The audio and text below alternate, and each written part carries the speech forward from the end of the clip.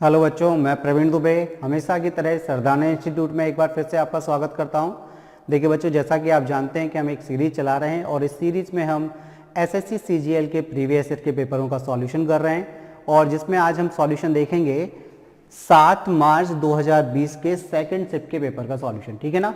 तो अगर इससे पहले के पेपरों का सॉल्यूशन आपने नहीं देखा है तो ज़रूर देखें, क्योंकि आपको काफ़ी मदद मिलेगी।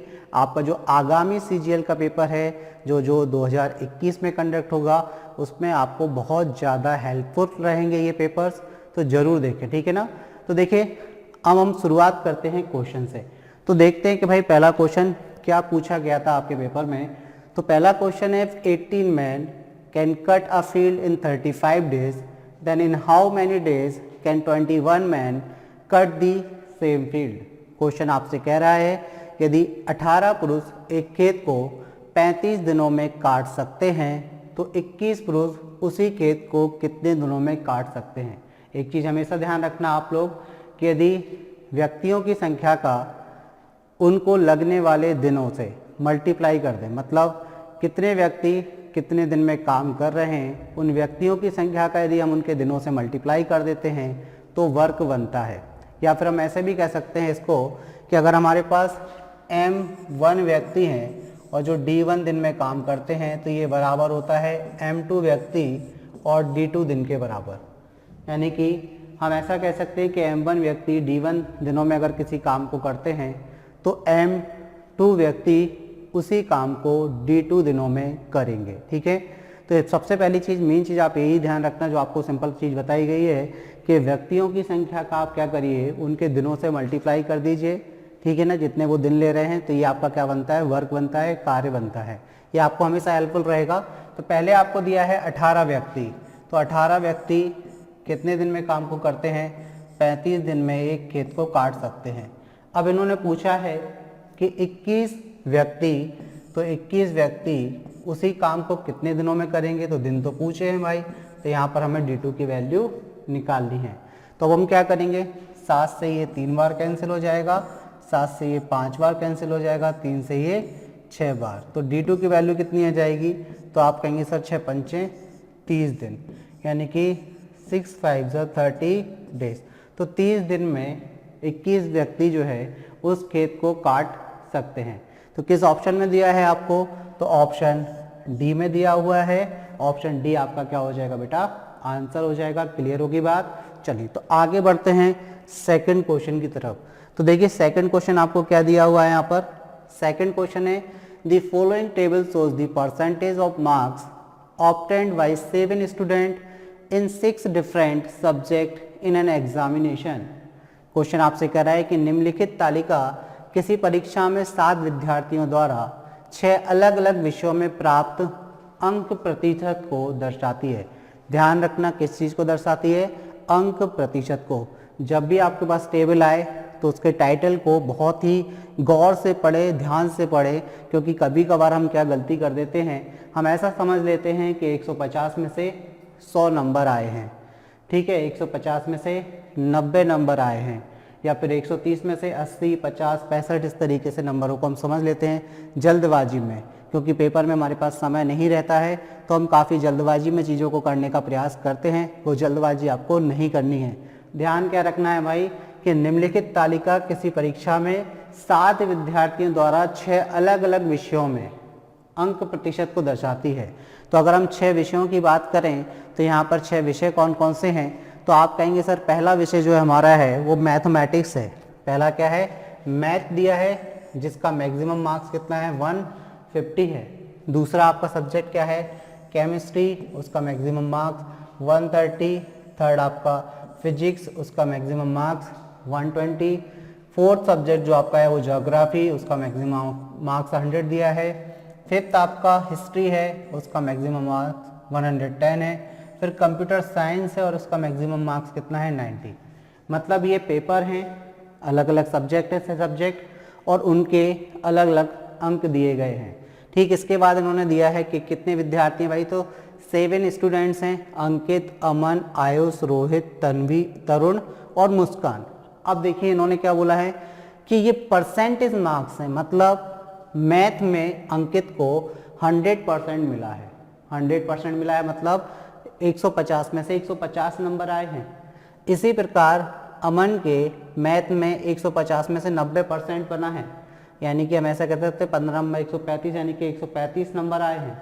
तो ये 90, 80, 90, 80, 70, 65 ये जो आपको दिया है टेबल में, ये परसेंटेज मार्क्स है। ठीक है, अब हम आते हैं क्वेश्चन की तरफ कि क्वेश्चन आपसे क्या कह रहा है।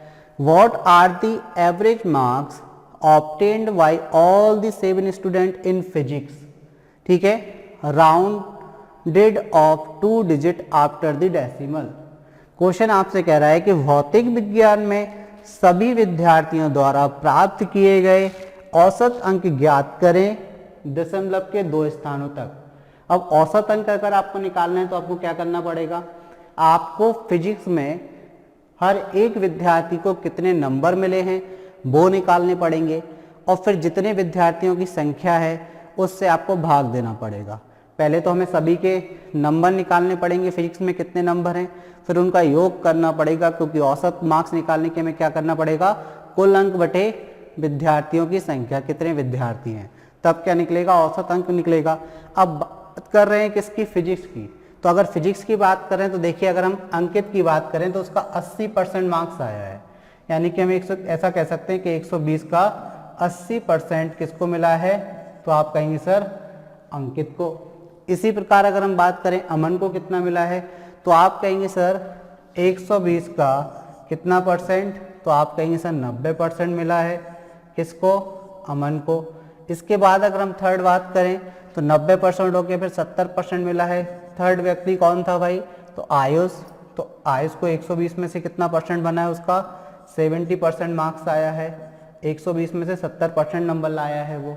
ठीक है, इसी प्रकार अगर फोर्थ की बात करें तो 120 में से 80% आए हैं फोर्थ स्टूडेंट के। इसी प्रकार हम फिफ्थ स्टूडेंट की अगर बात करें तो फिफ्थ स्टूडेंट के 65 आए हैं, तो 120 में से 65% मार्क्स आए हैं किसके, आपके फिफ्थ के। सिक्स्थ स्टूडेंट की बात करें तो 120 में से कितना परसेंटेज बनाया भाई इसने, 85%, 85% बनाया है इसने। और जो अपना लास्ट स्टूडेंट है उसका 120 में से कितना, 50% नंबर आया है फिजिक्स में। ठीक है ना, तो ये 50%। अब आप क्वेश्चन को इजी कैसे कर सकते हैं, तो आपको पूछा गया है कि फिजिक्स में इनके औसत अंक कितने हैं।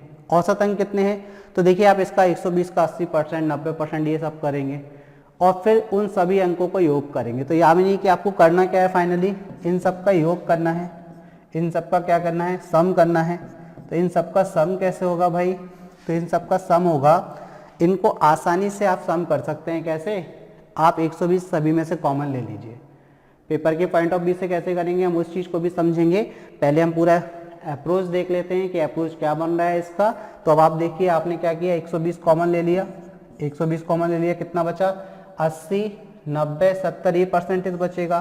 तो यहाँ 80% प्लस 90% प्लस 70% प्लस फिर कितना हो जाएगा, तो आप कहेंगे सर 80%, फिर कितना हो जाएगा, तो आप कहेंगे सर 65%, फिर कितना हो जाएगा, तो आप कहेंगे सर 85%, और फिर लास्ट कितना हो जाएगा आपका, तो आप कहेंगे सर 50%। तो इस प्रकार क्या हो जाएगा, ये सभी का परसेंटेज निकल कर आ जाएगा। इस प्रकार क्या हो जाएगा, सभी का परसेंटेज निकल कर आ जाएगा। हमने 120 इसमें से क्या ले लिया, कॉमन ले लिया। ठीक है, ये कितना था, 85%। ठीक, ये कितना था बेटा, तो ये आपका 85 यानी कि 85 है। थोड़ा सा समझना है इसको। ठीक है, छोटा छोटा सा लिख रहे हैं यहाँ पर, तो देख लेना इसको। ये आपका कितना लिखा है, 85%। अब आप देखिए अब क्या रिजल्ट निकला यहाँ से कि भाई आपने देखा कि टोटल मार्क्स कितना था, 120। भाई मैक्सिमम मार्क्स कितना है, 120। इसका आपको सबका परसेंटेज निकालना था, फिर उसका कुल योग करना था, उसको 7 से भाग लगाना, तो ये औसत अंक आ जाएगा आपका। ये क्या आ जाएगा, औसत अंक आ जाएगा। 7 स्टूडेंट है तो 7 से भाग लगा दिया। अब आप क्या करेंगे, जब भी अब पेपर में इस टाइप का क्वेश्चन आएगा, इस तरीके से आपसे पूछा जाएगा, तो इधर ही आप सबका सम कर लीजिए। सबका सम कर लीजिए कैसे, तो आपने बोला ये 5 5 10 की 0, हासिल में कितना आ गया, 1, 9 9 18 7 कितना, 25, और 8 कितना, तो आप कहेंगे 33, और 6 कितना, 39, और 8 कितना, 47, और 5 कितना, तो आप कहेंगे सर 52। ठीक है, 520। तो 520% हो गया, यानी कि इन सबका सम कितना है 520। तो 120 का आपको कितना निकालना है 520% निकालना है। तो ये तो हो गए आपके कुल अंक, ये क्या हो गए आपके कुल अंक। अब कुल अंक हो गए सभी 7 विद्यार्थियों के, औसत निकालने के लिए 7 से भाग देना है। 520% से 2 जीरो तो ये कैंसिल हो गए। अब आपको केवल कितना सा काम करना है 12 और 52 का मल्टीप्लाई कर दीजिए। 12 दूनी 24 की 4 हासिल में 2, 12 पंचे 60 और 2 62। तो ये हो गया आपका 624/7। अब देखिए 7 अट्ठे कितना हो जाएगा, आप कहेंगे सर 56। अब सबसे पहले आप देख लीजिए कि 8 वाले ऑप्शन जो नहीं है वो कट जाएंगे। तो इत्तेफाक से यहाँ पर देखिए 3 ऑप्शन 8 वाले हैं जिनका स्टार्टिंग 8 से हो रही है, तो एक ऑप्शन यानी कि ए तो आपका आंसर नहीं हो सकता। चलिए आगे भाग दे देते हैं। 8 7 56, 6 बचा 64 हो जाएगा। तो 7 8 56 हो गया और 6 बचा तो 64 हो गया, 7 नाम 63। तो ये आपका 89 पॉइंट समथिंग आएगा। तो ऑप्शन सी जो है वो आपका आंसर हो जाएगा। ठीक है, एक्यूरेट निकाल सकते हैं आप, दशमलव के 2 स्थानों तक निकालना है। तो ये कितना हो गया 63, एक बचेगा तो कितना 10, 7 एकम 7, 3 बचेगा 7 चौक 28। तो ये आपका आंसर हो गया। औसत अंक कितने आएंगे उनके, औसत अंक कितने निकल कर आ गए 89.14। क्लियर होगी बात। काफ़ी आसानी से आप क्वेश्चन को सॉल्व कर सकते हैं, बस ध्यान से पढ़ना है और ध्यान से उसको करना है। क्लियर, चलिए आगे बढ़ते हैं। क्वेश्चन नंबर 3 देखते हैं। देखिए क्वेश्चन नंबर 3 आपसे क्या कह रहा है, ये आपसे कह रहा है त्रिभुज ABC in triangle ABC DE and F are the midpoints of sides AB, BC and CA respectively. If AB is equal to 12 cm, BC is equal to 20 cm and CA is equal to 15 cm, then the value of 1/2 DE plus EF plus DF is, then the value है ये 1 कुछ नहीं है, ठीक है, is आपको बतानी है कि त्रिभुज ABC में यदि D, E और F क्रमशः भुजाओं AB, BC और CA की क्या है मध्य बिंदु है। अगर ये CA के मध्य बिंदु हैं और साथ ही आपको दिया है कि यदि AB बराबर 12 सेंटीमीटर, BC बराबर 20 सेंटीमीटर, CA बराबर 15 सेंटीमीटर हो तो 1/2 DE plus EF plus DF का मान आपको बताना है क्या होगा। तो अब आप समझिए क्वेश्चन आपसे क्या कह रहा है। क्वेश्चन कह रहा है कि एक त्रिभुज ABC है, बिल्कुल हमने एक त्रिभुज ABC बना लिया, ठीक है। इस त्रिभुज ABC में अगर हम बात करें कि हमें क्या क्या दिया है, तो यहाँ पर हमें मिड पॉइंट यानी कि मध्य बिंदु दिए हैं। अब कौन कौन से मध्य बिंदु हैं, तो देखिए AB रेखा का मध्य बिंदु है D, तो AB का मध्य बिंदु हो गया ये D। फिर इसके बाद आपको E दिया है BC रेखा का मध्य बिंदु, तो BC का मध्य बिंदु हो गया क्या आपका E, और AC रेखा का मध्य बिंदु क्या दिया है F, ये मध्य बिंदु है, ठीक है, ये मध्य बिंदु है। अब इन्होंने पूछा है कि अगर आपको AB बराबर भी दिया है, BC बराबर भी दिया है, तो देखिए AB की लंबाई आपको दे दी है, ये कितना दिया आपको, तो ये 12 सेंटीमीटर दिया है, AB 12 दिया है। इसके अलावा BC की अगर हम बात करें तो BC कितना दिया, तो आप कहेंगे BC हमें 20 सेंटीमीटर दिया, तो BC आपके पास 20 सेंटीमीटर है। CA आपको कितना दिया, तो CA की अगर हम बात करें तो CA आपको दिया है बेटा 15 सेंटीमीटर, ये आपको कितना दिया है 15 सेंटीमीटर। तो देखिए आपके पास AB, BC और CA तीनों की मेजरमेंट दी है। अब आपसे इन्होंने पूछा क्या है हाफ DE, EF और DF। तो सबसे पहले तो हम बात करें कि DE है कहाँ, तो DE को देखिए अगर हम इसको मिलाते हैं DE, ये DE है, फिर इसके अलावा EF, तो ये EF है, ठीक है, और इसके अलावा ये आपको तीनों पॉइंट मिल गए।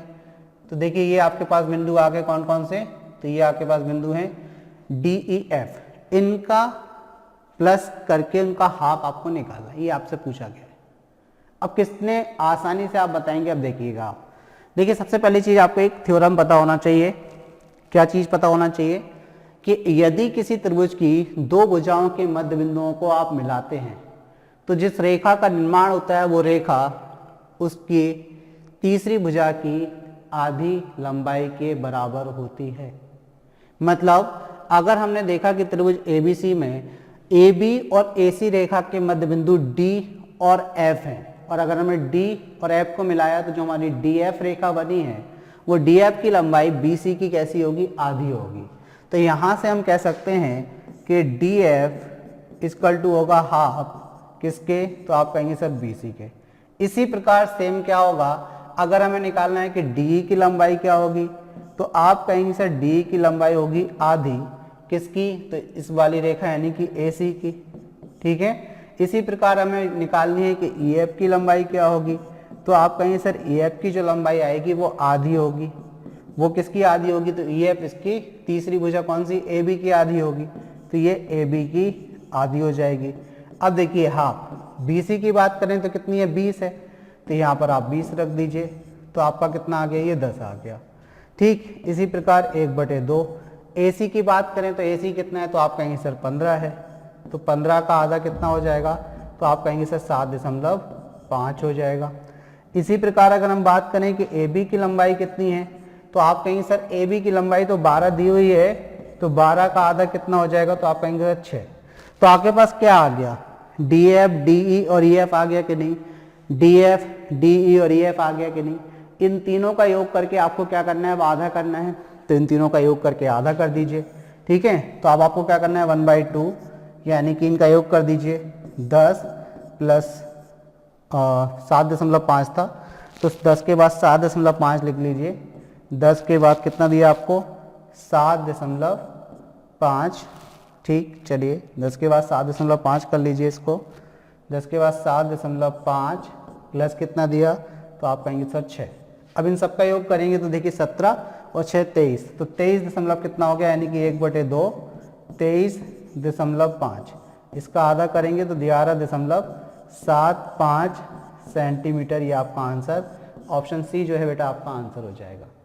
तो अब आपको क्या ध्यान रखना है, अब इस टाइप का क्वेश्चन कभी भी आपके पास पेपर में आए तो आप डायरेक्ट कैसे करेंगे उस चीज़ को समझिए, डायरेक्ट कंक्लूजन पे पहुंचिए कि आपने क्या देखा कि जो आपके पास D, E और F हैं, मध्य बिंदु हैं त्रिभुज की तीनों भुजाओं के, और अगर मध्य बिंदु है उनका योग का आधा आपसे पूछा गया है, तो आप कुछ मत करिए, इन सभी का योग कर दीजिए, इन सभी का क्या कर दीजिए, जो भी आपको भुजाएं दी हैं उनका योग कर दीजिए, और इनका 1/4 कर दीजिए, डायरेक्ट क्या कर दीजिए, 1/4, क्योंकि आपको आधा आधा करना ही पड़ रहा है, फिर आधा पूछा गया है आपसे, तो 1/4 कर दीजिए। डिपेंड करता है, हो सकता है आपसे केवल इतना पूछें कि DE plus EF plus DF कितना है, तो आपको कुछ नहीं करना है, तीनों भुजाओं को जोड़कर आधा कर दीजिए, और उसका आधा करने के लिए बोलें तो 1/4 कर दीजिए। अगर यहाँ पर 1/3 पूछ लेते, यहाँ पर इसकी जगह पे कितना 1/3 पूछ लेते, तो अब आप क्या कर देते, 1/6 कर देते, क्योंकि 1/2 तो होना ही है सभी का, 1/6 कर देते। तो इस प्रकार अगर कंक्लूजन को दिमाग में रखेंगे तो आसानी से कैसा भी क्वेश्चन आपके पास आ जाएगा,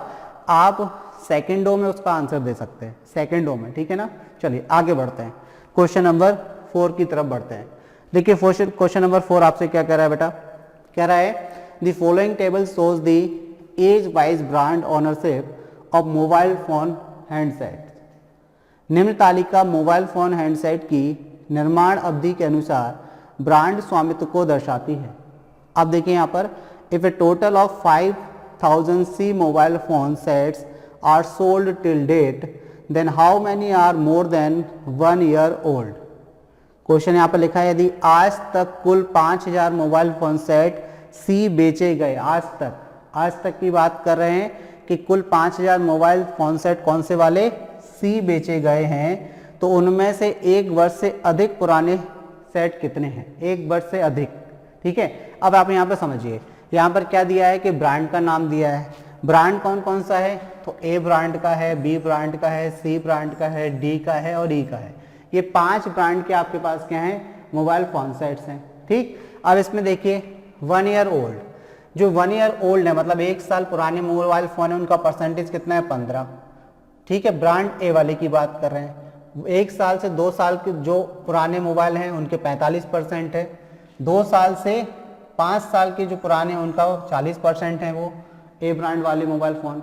मतलब अगर बात करें कि A ब्रांड के जो मोबाइल फ़ोन हैं वो 1 साल पुराने कितने हैं, तो वो 15% हैं, 1 साल से 2 साल पुराने वाले कितने हैं, वो 45% हैं, 2 साल से 5 साल पुराने कितने हैं, तो वो आपके 40% हैं, और मोर देन 5 years ओल्ड जो 5 साल से ज़्यादा हैं पुराने वो कितने हैं, तो अब आपको परसेंटेज पहले निकालना पड़ेगा। तो यहाँ पर आप देखिए कि ये 45 हो गया, ये 40 तो 85 और ये 15 तो ये तो 100 हो गया, यानी कि ये 0% आएगा। यहाँ पर परसेंटेज आपका क्या रहेगा, 0 रहेगा। ठीक, तो अब आप ये डेटा तब फिल करना जब इसकी रिक्वायरमेंट आपको हो। पेपर में अननेसेसरी आपको डेटा फिल करने की जरूरत नहीं है, आप क्वेश्चन की रिक्वायरमेंट के हिसाब से क्वेश्चन को सॉल्व करना। क्वेश्चन आपसे बेटा क्या कर रहा है, क्वेश्चन कह रहा है आपसे सी मोबाइल की बात कर रहा है, सी के अलावा वो बोल ही नहीं रहा है कि किसी और को टच करिए आप, वो बोल रहा है सी को। तो सी देख लीजिए आप थोड़ा सा, सी वाला देखिए पूरा डेटा भरा हुआ है।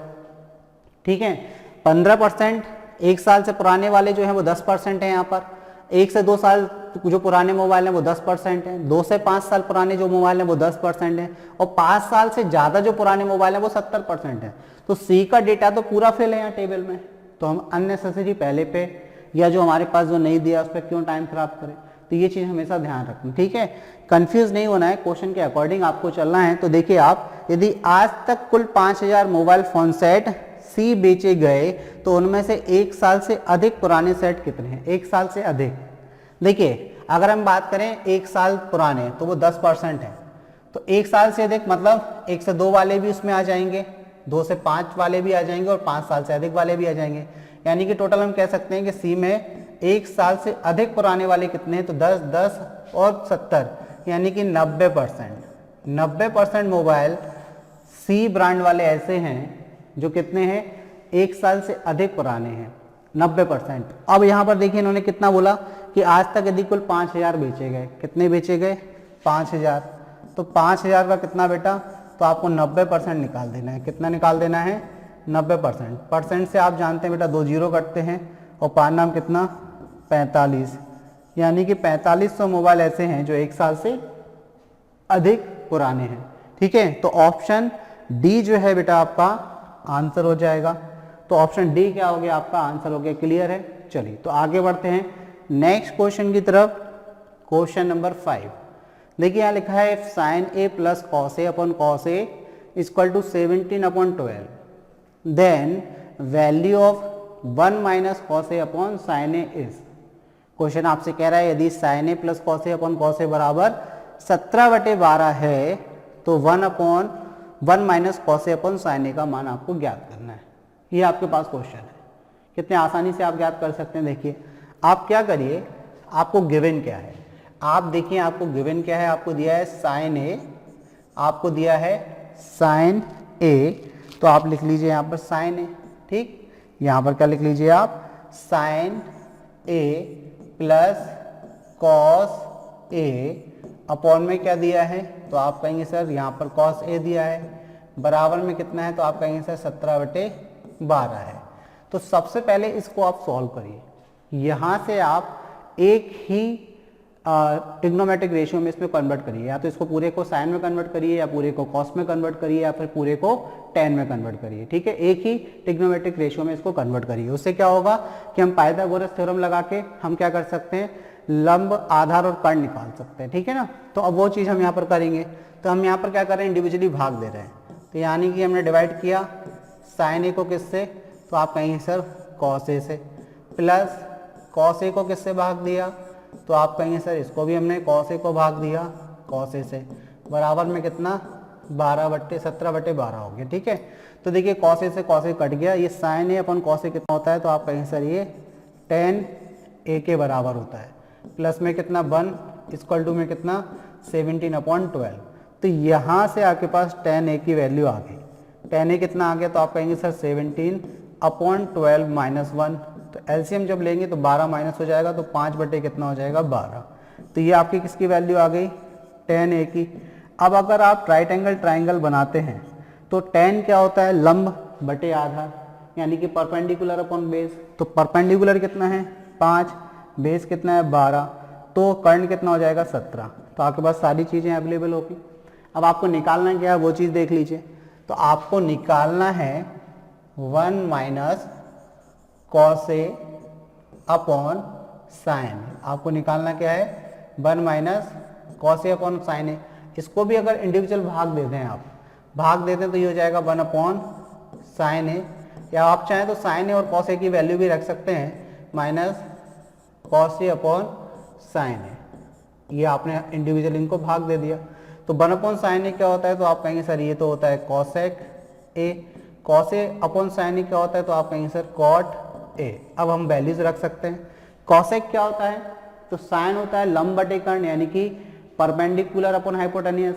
तो cosec क्या होता है, हाइपोटेनियस अपॉन परपेंडिकुलर यानी कि कर्ण बटे लंब। कर्ण कितना है, तो आप कहेंगे सर 17, लंब कितना है, तो आप कहेंगे सर 5, माइनस कॉट क्या होता है, आधार बटे लंब। आधार कितना 12 और लंब कितना 5, तो ये कितना हो गया 12 बटे में कितना 5। एलसीएम लेंगे कितना आएगा 5। 17 में से 12 माइनस होगा तो 5, 5 बटे 5 कितना हो जाएगा, तो आप कहेंगे सर 1। तो 1 किस ऑप्शन में दिया है, ऑप्शन सी में दिया है। तो इस प्रकार ऑप्शन सी आपका आंसर हो जाएगा। क्लियर होगी बात, ठीक है। इसको आप दूसरे तरीके से अगर जाना चाहते तो ये 17 5 में भी तोड़ के थोड़ा सा आप कर सकते थे, ठीक है ना। 17 को आप 12 5 में तोड़ के भी कर सकते थे। चलिए आगे बात करते हैं।